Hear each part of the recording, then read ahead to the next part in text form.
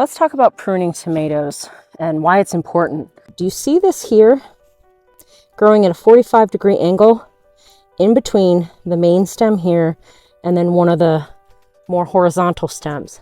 That is a sucker. You don't want that.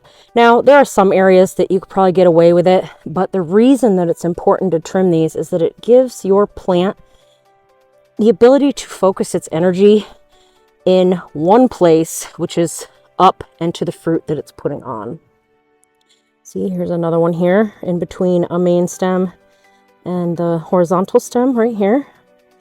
You can just pull them off. You can also trim them off. Here's a really good example of what happens when the suckers grow out. This was the original set of leaves. This is a sucker, and see how it's pushed this down?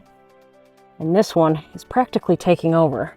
So this is becoming a very, very bushy plant, and we want to make sure that there's room in here for it to breathe. So we're going to cut that. The cool thing is when they're big like that, you can actually plant that in the ground, and sometimes that'll get roots and you can grow another plant from that.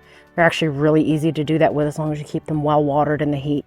By trimming these extra branches out, yes, the plant looks thinner, but guess what? It has airflow, and airflow is good for keeping diseases and things away. See these leaves that are sitting on the ground?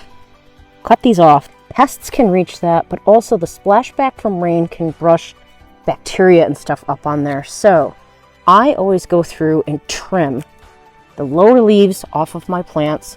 Again, this gives more airflow at the bottom. The leaves that are touching the ground are not going to get, they're not going to get the spotting and things. And this will just help keep your plant healthier. So on all of these, I usually keep a good distance between the ground and where the growth is actually happening.